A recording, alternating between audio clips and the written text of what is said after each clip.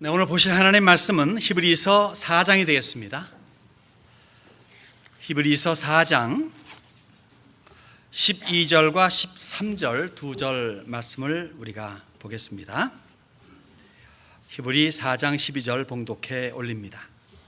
하나님의 말씀은 살아있고 활력이 있어 좌우에 날선 어떤 검보다도 예리하여 혼과 영과 및 관절과 골수를 찔러 쪼개기까지 하며 또 마음의 생각과 뜻을 판단하나니 지으신 것이 하나도 그 앞에 나타나지 않음이 없고 우리의 결산을 받으실 이의 눈앞에 만물이 벌거벗은 것 같이 드러나느니라. 아멘. 우리가 잘 알듯이 기독교는 말씀의 종교라고 합니다. 사랑의 종교 등등 이런저런 말 하지만 근자에 와서는 많이 희석됐죠. 기독교에 대한 여러 가지 불미스러운 사건들이 많이 있다 보니까 사랑의 종교, 인내의 종교 등등이 많이 희석됩니다. 그래도 말씀만큼은 계속 남아 있습니다. 말씀의 종교다. 맞는 말입니다. 기독교는 말씀의 종교입니다. 말씀할 적에 여러분의 머리에 새겨지는 한 분이 있죠. 누구죠? 예수님이십니다. 예수님은 말씀이 육신이 되신 분이죠. 그래서 말씀은 곧 예수라. 그래서 말씀은 언제든지 궁극적으로 예수님을 가리킨다고 그렇게 우리는 배우고 있습니다. 맞는 말입니다. 구약 성경에서는 오실 그리스도 예수를 보여주고 있고 복음서는 오신 예수를 알려주고 있고 또 서신서라든가 등에서는 다시 오실 예수님을 가리키고 있습니다. 그래서 성경을 접하면서 성경에서 예수를 발견하지 못하면 헛 읽은 것이라고 볼 수 있죠. 성경을 통해서 교훈적인 그 시대에 걸맞는 등등의 그런 것을 발견한다면 나름 조그마한 가치가 있을는가 몰라도 성경만큼은 거기에서 예수를 발견해야 성경을 제대로 읽었다 그렇게 볼 수가 있겠습니다. 물론 우리가 성경을 볼 적에 예수님이라고 직결시켜도 무방하지만 오늘은 성경 말씀에 대한 그런 것에 한번 초점을 맞추어 보고자 합니다. 그리고 우리가 들고 있는 성경이 나에게 어떠한 영향을 주며 어떻게 연결되어서 어떻게 살아가야 마땅한가를 다시 한번 살펴보기를 소원합니다. 본문을 중심으로 해가지고 세 가지 면으로 말씀을 살펴보면서 함께 은혜를 나누기를 원합니다. 첫 번째, 하나님 말씀에 대해서는요, 이 말씀은 곧 역동하는 말씀이다. 살아서 역동하는 말씀이라 라고 12절 초반 부분이 말해줍니다. 하나님의 말씀은 살아있고 활력이 있어. 하나님 말씀에 반비례해가지고 사람의 말들이지, 물론 동물들의 말도 있고 세상의 말도 있으나 자연의 말도 있으나 일단 사람의 말, 이 사람에게서 비롯된 말씀은 아무리 그 말씀이 유명하고 훌륭하고 명언이라 할지라도 세월이 흘러가면 결국 사라지게 됩니다. 여러분이 알고 있는 명언을 몇 가지 기억합니까? 2000수백 년 전에 있었다는 소크라테스가 말하는 그런 한두 가지 말, 또 몇백 년에 있었던 또 근처에 있었던 누구누구의 어떠한 말들, 그래서 조금 그저 기억할 뿐이에요. 그런데 한번 봅시다. 현재 지구상에 몇 명이 살고 있습니까? 70억이 넘는 인구가 살고 있다고 하죠. 어떤 인류학자의 말에 의하면 지구가 존재하면서 지구상에 살아있던 모든 인류를 다 합쳐버리면 약 1000억 정도가 살았을 것이다 라고 그렇게 추측하는 분들이 있습니다. 1000억이든 100억이든 간에 어쨌든 엄청난 숫자가 이 지구 땅덩어리에 살았고 죽었다는 얘기죠. 지금도 70억 넘는 인류가 살고 있죠. 자, 많은 사람들이 이렇게 살고 있는데 한 사람이 하루에 몇 마디의 말을 하는 것 같습니까? 연구소마다 답은 달라요. 어떤 연구소에서는 하루에 남자라면 2000단어를 쓴대요.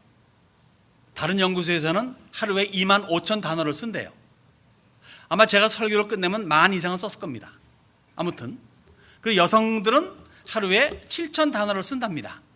작게는. 그리고 또 다른 연구소에서는 5만 단어를 쓴대요. 뭐 제가 남녀의 어떤 비교를 하는 것이 아니라 많은 말들을 하는 거죠. 이것이 하루에 쓰는 말이래. 곱하기 365일 1년 쓰죠. 그리고 80년 정도 인생을 잡으면 80개를 곱하면 거기에 곱하기 1000억 해보십시오.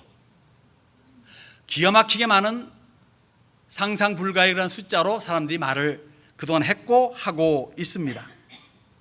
그런데 우리가 아는 불멸, quote unquote, 불멸의 말은 과연 몇 개나 남아 있습니까?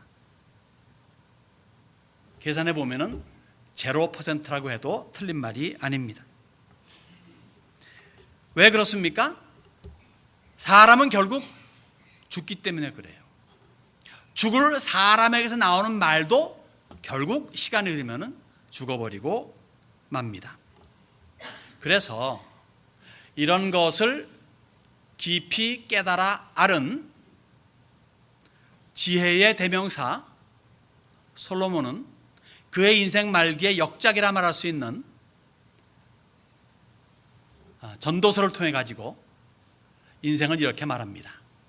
헛되고 헛되며 헛되고 헛되니 모든 것이 헛되도다. 해 아래서 사람이 수고하는 것이 뭐냐 이거예요. 결국 남는 건 아무것도 없고, 새로운 거다 라고 하는 것도 과거에 다 있었고 그렇다는 거죠. 해 아래 새로운 것이 없다 하면서 인생의 허무함을 논하고 있습니다. 물론 우리가 전도서를 옛날에 볼 적에 허무한 것에 끝나는 건 아니지만 일단은 그렇게 보여지는 거죠. 그런데 하나님 말씀을 보세요. 3500년 전에 모세로 시작된 그 말씀, 1500년이 흘러가지고 마지막 요한 사도로 맞춰진 그 말씀, 성경 66권은 1.1획도 틀리거나 변하지 아니하고 오늘까지 전해지고 내일까지 퍼져 나갑니다.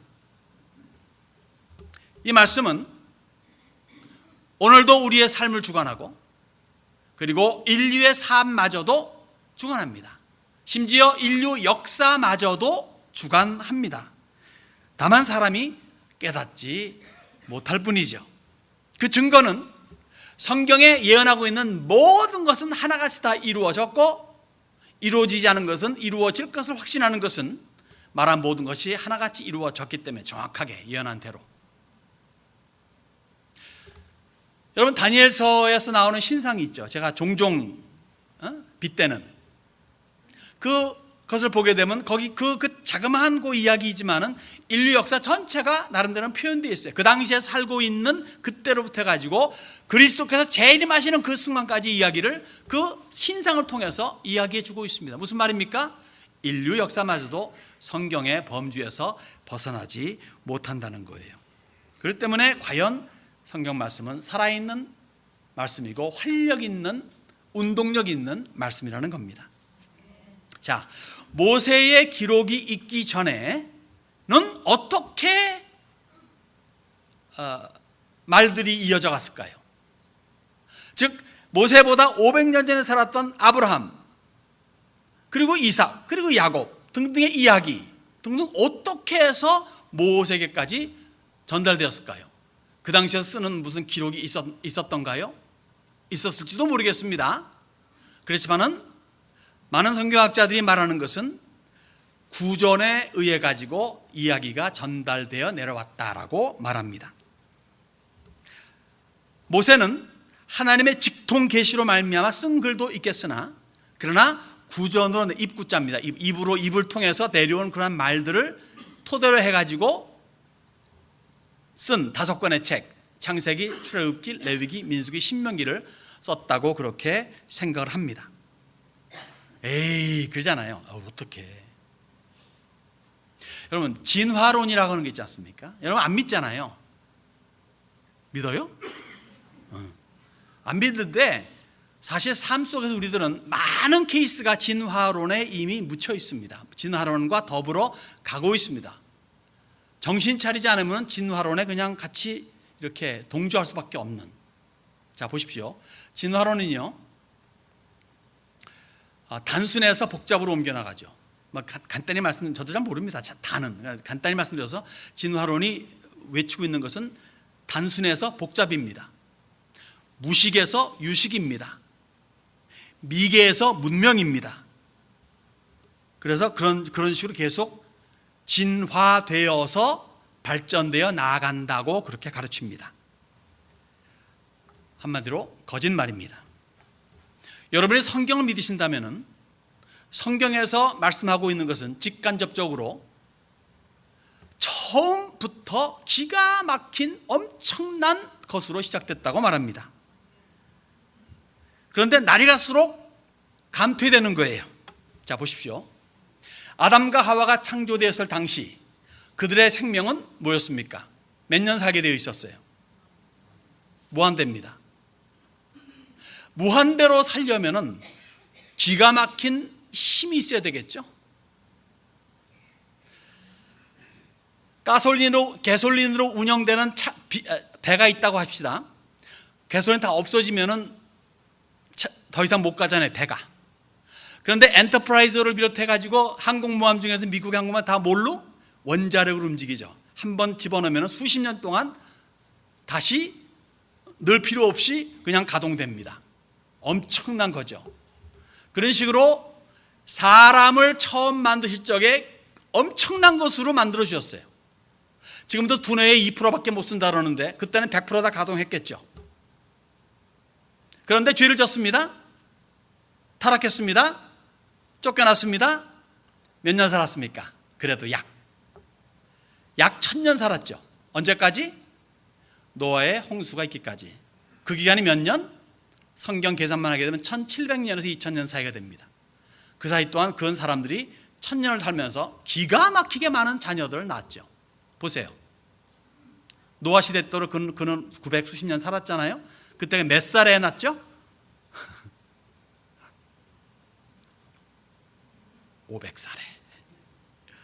500살에 셈과 함과 야벳을 낳습니다. 엄청나게 많은 사람들이 1000년을 살려면요 어느 만큼의 에너지가 시작할 때부터 있어야 될까요? 100년보단 길어야 되지 않겠어요? 여러분이 배터리를 샀습니다. 아니면 배터리를 샀습니다. 샀는데 그 배터리가 용량이 큰 거면은 오래 가잖아요. 작은 거면은 작게 가잖아요. 1000년을 살려면은 그 시작 에너지가 얼마나 크겠습니까? 100년을 살려면 얼마나 적겠습니까? 모세 시대에 와가지고, 다시 말해서 영원히 살 수 있었던 아담이 타락하면서 노아 시대까지 1000년을 살다 그 다음에 홍수가 끝나면서는 그 다음에 계속 500년, 400년, 300년, 200년 쭉 가다가 결국 모세 와가지고 모세가 하는 말이 뭡니까? 시편에 인생이 70이요 강간하면 80이라도 지금 사는 80, 90, 100은 약발로 사는 겁니다. 그러니까 사실 사람들의 에너지가 많이 그만큼 고갈되어 간다는 거예요. 어릴 때 애들 보십시오. 하늘 쉬지 않고 움직이잖아요. 에너지가 충만합니다. 날이 갈수록 점점점 에너지가 약해지니까 점점 활동이 적어지는 거죠. 우리는 우리 현실을 통해서 보고 있습니다. 그러니까 모든 것이 날이 가면 감퇴되는 거예요. 과학적으로 증명이 됩니다. 여러분 연력학 법칙 아시잖아요. 엔트로피 법칙은 뭡니까?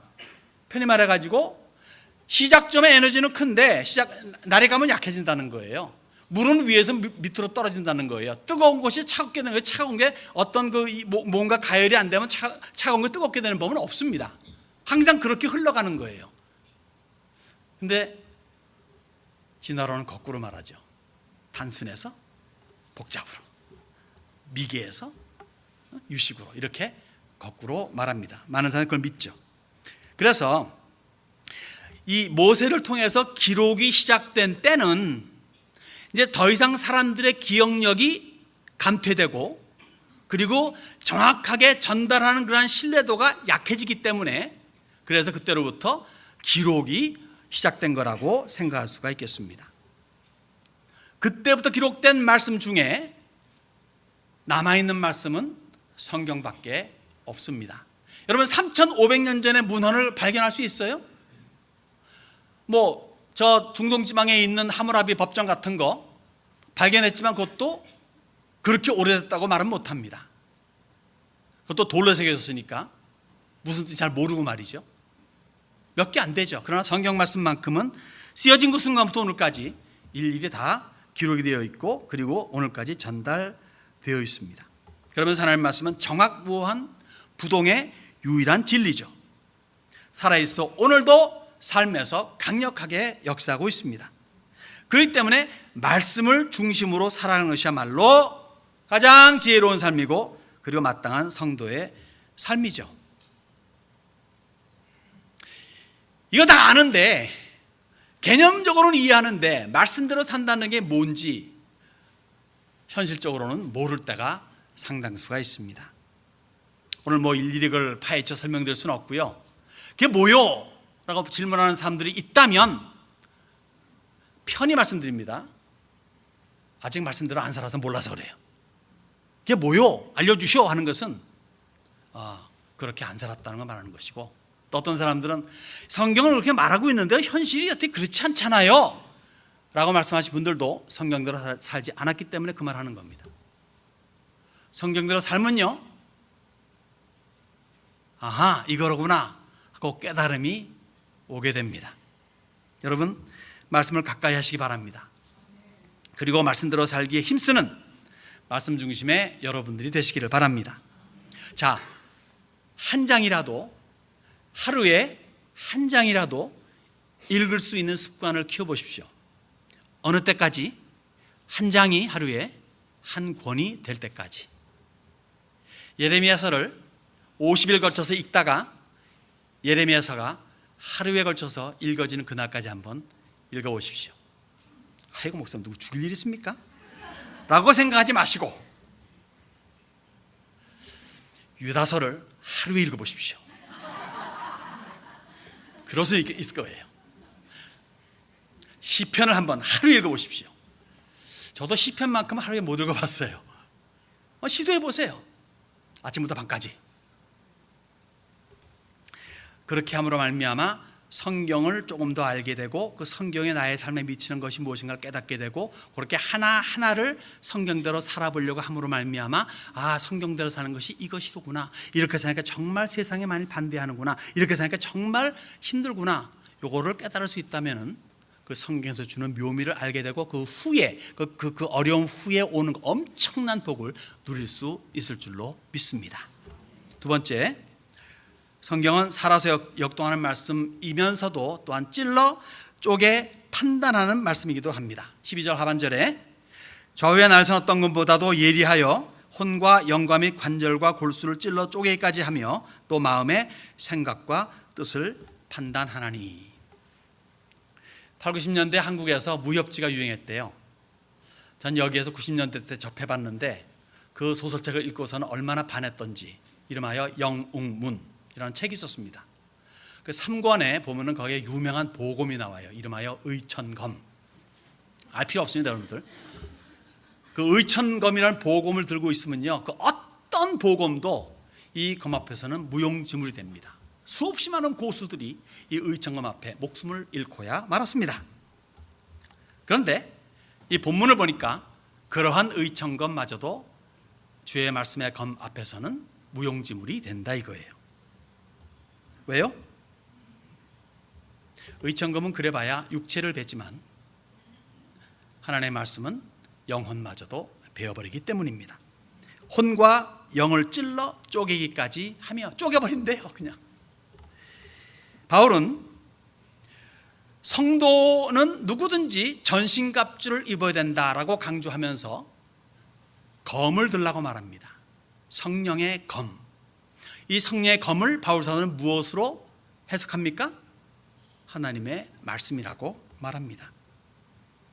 이 검이라고 하는 건요, 전신갑주와는 달리 공수양면이 가능합니다. 무슨 말입니까? 여러분, 전신갑주를 입으면요, 이길 수는 없어요. 보호는 받을 수 있을지 몰라도 검이 있어야 이길 수가 있습니다. 검이야말로 보호도 되지만 찔러 죽일 수 있는 그러한 공격형 무기가 되지 않습니까? 총이 없는 시절에 칼은 절대 필수품입니다. 전쟁에 나갈 적에는 칼 없이 전쟁 나가면 죽음이죠. 아무리 전신갑주를 입어도 갑옷을 입어도 안 돼요. 칼이 있어야 됩니다. 같은 실력이라면은 복음이 나온 거죠. 의천검이 제일 좋은 거죠. 우리의 싸움은 누구와의 싸움입니까? 우리가 싸우는 싸움은 성경이 말하기를 혈과 육이 아니래요. 인간이 아니래요. 하늘에 있는 악한 영들과의 싸움이라고 말합니다. 그러니까 인간이 가지고 있는 최고의 보검인 의천검으로 가능할까요? 안 되죠. 영혼마저도 베어버릴 수 있는, 찔러 쪼개기까지 할 수 있는 검이 필요합니다. 그 검이 무엇입니까? 성령검입니다. 하나님의 말씀이죠. 이 성령검을 쥐고 있으면, 이 성령검을 휘두르면 백전백승입니다. 성령검, 즉 하나님의 말씀은 사람의, 여기 보니까 마음의 생각과 뜻마저도 알고 판단한다 그래요. 뜻, 생각, 마음에 품고 있는 모든 것들도 일일이 안다는 거죠. 우리 속담에 이런 말이 있죠. 10길 우물의 깊이는 알아도 한 길 사람의 마음은 알지 못한다, 그러지 않습니까? 그런데 성경 말씀은 사람의 속 생각마저도 꿰뚫어 안다고 말합니다. 관절과 골수를 찔러 쪼개까지 하며, 관절과 골수마저도, 그러니까 일일이 속속들이 사람의 생각과 뜻과 마음에 품은 것들을 안다는 거예요. 그러니 이 하나님 말씀이 얼마나 어마무시한 말씀입니까? 근데 재밌는 게 이래요. 이 무협지에 나오는 유명 검들 있지 않습니까? 뭐 꼭 그 책만이야, 다른 책에도 보면 뭐 천하무적에 많아요. 그 보검들이 다 모이면 어떻게 싸울지 모르겠어요. 어쨌든 간에 다 있는데, 이것이 나타났다가는요, 그 검이 사라져요. 그리고 250년 후에 또 어떤 누가 또 그걸 발견해서 또 그걸 씁니다. 뭐 그런 거예요. 그러니까 있다간 사라지고 있다간 사라져요. 그런데 하나님 말씀은 한 번 나타난 이후로는 없어져 본 적이 없습니다. 지금도 활발하게 운영됩니다. 현재 진행형이에요. 여러분, 그러면 그 가장 강력한 무기인 성령검을 누가 가질 수 있을까요? 예수님 말씀하십니다. 천국은 누가 빼앗는 자가 취한다. 이 성령검은 취하는 자가 취하는 거예요. 누구나 취할 수 있습니다. 누구나 취해서 내 것으로 삼을 수가 있습니다. 이것을 내 것으로 삼고 마음껏 활용하는 자가 승리하는 자예요. 여러분들이 그런 승리하는 분들이 될 수 있기를 바랍니다. 혹시나 이렇게 귀하고 귀한 것을 어찌 내가 사용할 수 있겠는가 하고 진열장에 모셔두거나, 아니면 고이고이 싸가지고 저 어느 곳에 숨겨두거나 하는 그러한 우를 범치 않기를 바랍니다. 오히려 내 것이 되어서 내가 마음껏 휘두르면서 인생에서 승리를 거듭하는 여러분들이 되시기를 바랍니다. 마지막으로요, 세 번째, 하나님 말씀은 또한 숨김이 없는 말씀이 돼요. 즉 말씀 앞에 그 어느 것도 숨겨질 수가 없다는 거죠. 13절에 지으신 것이 하나도 그 앞에 나타나지 않음이 없고 우리의 결산을 받으시리의 눈앞에 만물이 벌거벗은 것 같이 드러나느니라. 여러분, 하나님의 말씀 앞에서 숨겨질 것은 하나도 없습니다. 사람의 눈앞에서는 평생 숨길 수 있을지 몰라도, 심지어 아내, 남편에게도 숨길 수 있을는지 몰라도, 그러나 하나님의 말씀 앞에서는, 즉 하나님 앞에서는 단 하나도 그 무엇도 숨겨질 수 있는 것은 없어요. 하나님이 워낙에 좋으신 분이니까 참고 눈 감아 두고 계시는 거지, 모르는 것은 절대 아닙니다. 여러분이 은밀한 가운데 하는 모든 짓거리들도 다 알고 계세요. 하나님이 저 같은 성격이었다면 벌써 여러분들은 뼈도 못 추릴 겁니다. 근데 하나님이 저가 아니니까 얼마나 다행인지. 저도 이미 수십 년 전에 뼈도 못 추릴 뻔했는데 하나님이 하나님이시기에 오늘도 저도 존재하고 이렇게 여러분 앞에 서 있는 거 아니겠습니까? 그러나 하나같이 다 알고 계시고, 그리고 기억력이 좋으세요. 우리가 다 잊어먹은 것조차도 다 기억하고 계십니다. 그렇기 때문에 이걸 거꾸로 뒤집어 말하면은, 조금 이따 다시 또 뒤집어 놓겠지만, 거꾸로 뒤집어 말하면요, 하나님의 말씀을 알면 알수록 우리에게는 좋은 일들이 벌어집니다. 삶이 더욱 왜? 아니까. 성경이 모든 걸 안다 그랬잖아요. 모든 걸 깨우친다 그러잖아요. 그 성경 말씀을 내가 알면 알수록 모든 것을 알게 되는, 그렇게 삶이 풍성해지는 거예요. 우리가 하나님의 말씀을 제대로 몰라서 그렇지, 제대로 안다면 인생사의 모든 것을 제대로 아는 것 아니겠습니까? 제대로 알면은 어떤 문제도 제대로 대처할 수 있는 그러한 방법을 알게 되니까 만사는 형통되는 거예요.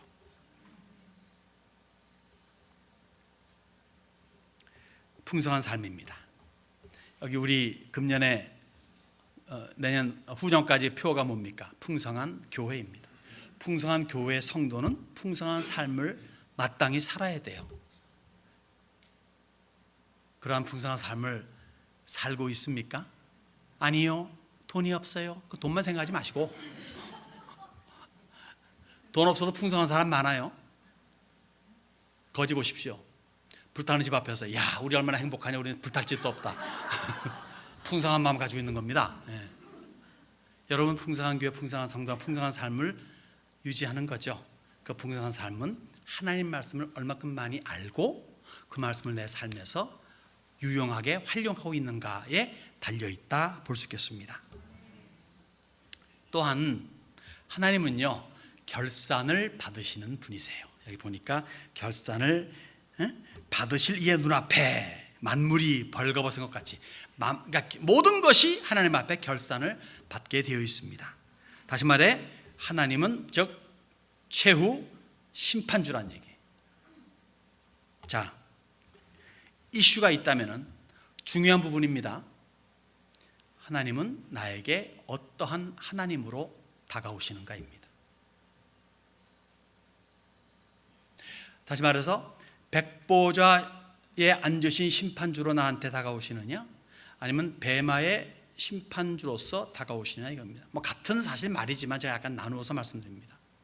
여러분, 무엇보다도 심판주는 하나님인데 그 하나님은 그 삼위일체 하나님이잖아요. 누구에게 이 모든 심판을 맡겼습니까? 예수 그리스도에게 맡겼습니다. 예수님 천명하셨어요. 아버지께서 나에게 모든 것을 이름하셨다고. 마치 요셉에게 바로가 내가 너보다 나은 것은 보좌뿐이다, 너 알아서 다 해, 이렇게 한 거거든요. 그런 식으로 성부 하나님, 성령 하나님께서는 모든 것을 다 성자 예수께로 이름하셨습니다. 그분이야말로 대심판주이시죠. 그런데 믿는 자에게는 뱀마의 심판주로서 믿음을 바탕으로 구원에 이르게 하지만, 믿지 않는 자들에게는 백보좌에 앉으신 심판주로서 행위를 바탕으로 지옥의 형벌로 내쳐버리십니다. 차이가 있죠. 하나는 믿음, 하나는 행위입니다. 이 자리에서 행위로 말미암아 지옥의 형벌에 빠지는 자 아무도 없기 바랍니다. 제가 여러 번 말씀드리고 지금도 또 한번 강조하지만은 정말 많은 분들이 이만큼 내가 살면은 천국 가지 뭐 라고 해요. 또 그렇다고들 많이 수긍합니다. 근데 성경은 그렇지 않다 그래요. 제가 이렇게 예를 들게요. 과거에 들었던 예입니다. 감옥소에 갑니다. 거기 죄인에게 당신 왜 감옥소 왔어? 나요, 훌륭한 아빠였습니다. 돈 잘 벌어서 아내한테 잘 살게 해줬습니다. 애들 교육 잘 시켰습니다. 사회에서 또 회사에서 인정받는 일꾼이었습니다. 그런데 어느 날 부지불식간에 잘못해가지고 사람 하나 죽였어요. 그 한 가지 때문에 감옥에 왔습니다. 그 한 가지. 평생 동안에 그 사람은 그 하나 때문에 평생에 빨간 이름을 가지고 살게 됩니다. 인간 사회도 그래요. 감옥소에는요, 예수 믿는 사람 많아요. 거기 은혜가 더 충만하다 그럽니다. 그 감옥에서 이렇게 활약하시는 그 선교사 비슷한 분들의 말씀을 들어보면 사회에 나와 있는 사람보다 훨씬 더 착하고 훨씬 더 정직하고 그렇대요. 근데 그 한 가지 때문에, 그 두 가지 때문에 남은 수많은 것들이 다 덮여버리고 그냥 죄수다 하는 그런 레이블로 평생을 살아가죠. 지옥도 그런 거예요. 천국에는 단 하나의 잘못이나 허물이나 죄가 있으면 안 돼요. 의인만 올라갈 수 있어요. 평생 동안에 여러분 죄 한 번도 안 집니까? 하나라도 짓죠. 그럼 지옥이에요. 왜?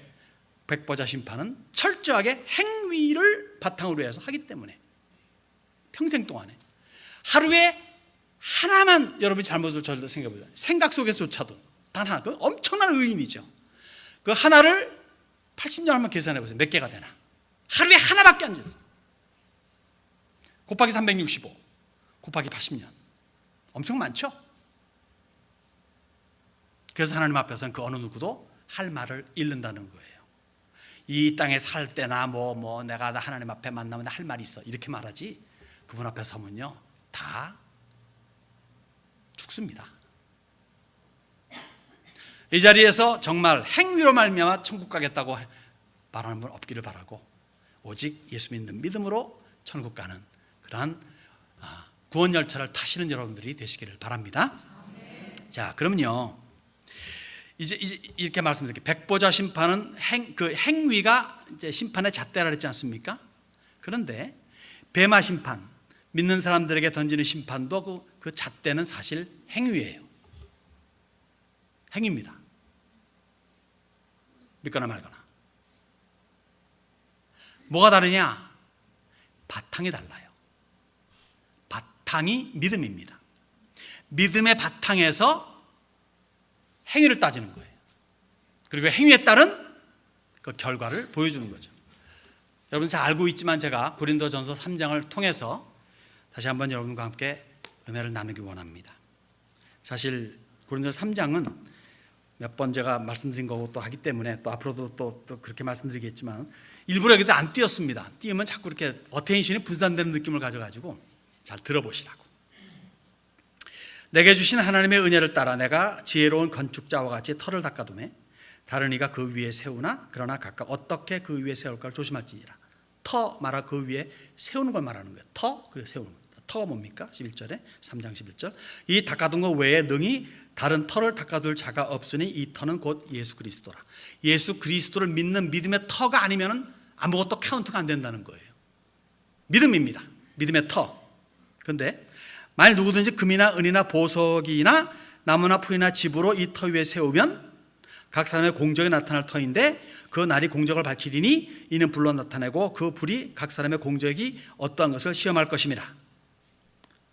만일 누구든지 그 위에 세운 공적이 그대로 있으면 상을 받고 누구든지 그 공적이 불타면 해를 받으리니 라고 말합니다. 금과 은과 보석으로 세운 집은 불타도 남아있겠죠? 나무, 풀, 집은 어떻게 될까요? 타버리겠죠? 불탄 집 봤어요? 불타서 폭삭 가라앉은 집 봤습니까? 본 적 있으시죠? 그 모습이 어떻습니까? 아름답진 않겠죠? 그런데 맨 마지막에 이렇게 말해요. 그러나 자신은 구원을 받되 불 가운데서 받은 것 같으니라. 홀라당 타버렸는데 자기만 남았어요. 죽지 않고. 그 불 가운데서 어떻게든 살아남았어요. 온 몸은 숯대기가 됐겠죠. 시꺼매져가지고 머리카락 다 타버리고 머리에서는 탄 냄새가 나고 온몸은 다, 옷은 다 타버렸고 몸만 남은 그런 모습이 불탄 모습이 아닌가. 사실 제가 그 불탄 모습, 불탄 구원의 부끄러움에 대해서 여러 번 언급한 적이 있습니다. 그런데 어떤 모양의 구원인지 저도 사실 모르겠어요. 왜냐면요, 예수 믿으면 구원이잖아요. 구원은 곧 천국이잖아요. 천국은 상상할 수 없이 좋은 곳이잖아요. 불탄 구원도 어쨌든 좋은 거 아니겠습니까? 근데 성경에서는 이런 구원 받지 말라고 말하는 거예요. 그러니까 저도 거기에 대해서는 잘 모르겠어요. 어떠한 구원이요? 어떻게 영원히 살아가는 건지 모르겠습니다. 잘. 이런 구원 받지 말라고 하니까 그런 구원 받지 말아야 되는 거예요. 최선의 삶, 최고의 인생을 살아갈 때 거기에 중요한 것은 하나님 말씀대로 사느냐 안 사느냐입니다. 구약 성경에서 이스라엘 백성들에게 항시 하나님 말씀하신 게 뭡니까? 너는 나를 경외하라. 너희는 나를 경외하라. 그거 한 가지였어요. 나를 경외하면 내가 이것도 주고 저것도 주겠다. 근데 경외하지 않았거든요. 하나님에게서 멀어졌거든요. 그러니까 그들에게 재앙이 임했고 망했고 다시 또 살려주면 또 하나님을 경외하지 않는 그러한 실수를 반복했습니다. 우리 하나님 말씀이 우리의 삶 속에서 역동하는 삶이 될 수 있기를 바랍니다. 그 말씀이 내 삶을 주장할 때, 하나님 말씀이 내 인생을 내가 하나님 말씀을 가지고 노는 게 아니라 하나님 말씀이 나 인생을 가지고 놀 적에 그때에 세워지는 모든 행위들은 금, 은, 보소로 지어지는 것이라 그렇게 믿으시기 바랍니다. 그렇지 않고 말씀을 내 뜻대로 움직여 나갈 적에, 내 생각에 맞게끔 그렇게 행동해 나갈 적에 그 인생은 비록 교회를 나오는 삶이라 할지라도 결국 그것은 나무, 풀, 집으로 세우는 그런 집이라 생각하시기 바랍니다. 그 결과는 설명 안 해도 알겠죠. 이미 설명이 되어 있으니까. 사랑하는 여러분들, 우리 하나님이 얼마나 좋으신 분인 줄 아세요? 모든 사람들이 이해하고 납득할 만하게 낮추어서 우리의 성경을 주셨습니다. 왜 중세시대가 암흑시대라는 줄 아세요? 중세시대, 유럽의 중세시대는 정말 이런 말 말하면 크리스찬이리, 그러니까 그리스도교죠. 그리스도교가 온 유럽을 지배하고 있던 때입니다. 왜 그때가 다크 에이지, 왜 암흑의 시대라 말합니까? 예수는 있으나 예수를 모르고, 성경은 있으나 성경을 모르고, 이른바 성경을 가르치는 사제들마저도 성경을 모르는 그러한 시대였기 때문에 그렇습니다. 여러분, 그거에 비해서 오늘 우리는 우리가 이해할 수 있는 언어 그리고 수준으로 내려와서 우리에게 주고 있습니다. 수십 년 전에 번역됐던 게 이해하기 다시 또 새로운 번역이 나와가지고 우리로 이해하게 만들어주시는 그러한 기가 막힌 은혜의 시대 안에 살고 있습니다. 그러면서 우리들은 빚진 자들이에요. 우리의 신앙의 선조들에게 빚진 자들이에요. 지금 우리는 어떤 참고 서적 없이도 성경을 충분히 이해할 수 있는 그런 경지에까지 와 있습니다. 인터넷 열어가지고 구글 들어가가지고 치면은 다 나와요. 답이 뭐 정답은 아닌 것도 많이 있지만 어쨌든 간에 대강 이해할 수 있는 것들이 많이 쏟아져 나옵니다. 이러한 좋은 시대에 살고 있는 우리들, 그러면 우리는 누군가에게 빚졌다는 거예요. 누군가는 이 희생을 통해서 우리에게 알려줬다는 거죠. 누군가는 엄청 희생을 통해 가지고 이러한 좋은 환경을 허락해 줬다는 겁니다. 북한을 보십시오. 이슬람 제국을 보십시오. 또 불교 등등 이런 데서 성행하는 거 보십시오. 거기서 예수 믿는 게 얼마나 힘들어요. 어떤 사람은 목숨 걸고 믿어요. 어떤 사람은 믿으면서 목숨을 걸어도 그러나 살아야 되기 때문에 숨기는 사람들도 그런 사회도 많이 있습니다. 이른바 유대인들이 산다는 이스라엘 안에서도 예수를 믿으면은 엑스커뮤니케이션, 쫓겨나니까 예수 안 믿는다 그러고, 히브리 대학에 있는 그 선교사의 그런 자격으로 나가 있는 많은 학생들, 우리 한국 선교사들 보게 되면요, 눈빛으로 안 돼요. 아, 이 사람 예수 믿는구나. 눈빛으로만 이야기하는 그런 사회에서 살아요. 우리 성경 각 집에 여러 권씩 있습니다. 셀폰 안에 성경이 들어가 있어요. 이렇게 좋은 시대에 살고 있습니다. 그럼 우리는 뭐 해야 될까요? 빚진 자로서의 삶을 살아야 되는 거예요. 이렇게 좋은 환경 속에서 이렇게 예수를 편하게 믿을 수 있다면은 그렇지 못한 사람들 생각하면서 여기서 우리는 더욱더 믿음의 정진을 더해가는 것이고 복음의 확장을 위해서 애써야 되는 것이죠. 이것이 빚진 자들이 살아가게 될 삶이 아닌가 생각해 봅니다. 저절로 이런 환경이 이루어지지 않아요. 얼마나 마귀가 싫어하는 줄 아세요? 예수를? 얼마나 예수 믿는 사람 싫어하는 줄 아세요? 그 싫어하는 것을 극복하고 이런 사회를 만들어 놓았다면은 우리는 여기에서 그냥 행키팽키 할 수 없는 겁니다. 그냥 놀고 먹을 수 없는 겁니다.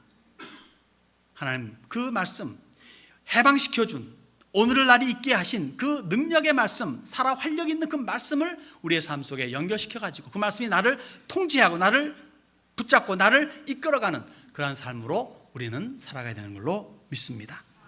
그래서 매일매일마다 말씀 앞에 순종하며 말씀대로 살아가며 말씀이 가르치는 대로 움직여 나가는, 비록 세상이 그리고 이 일반적인 방식이 아니랄지라도 성경과 대치된다면 성경을 택할 수 있는 믿음의 담대함이 있어가지고 풍성한 자로서 풍성한 삶을 유지하는 여러분들 되시기를 주님의 이름으로 축원합니다.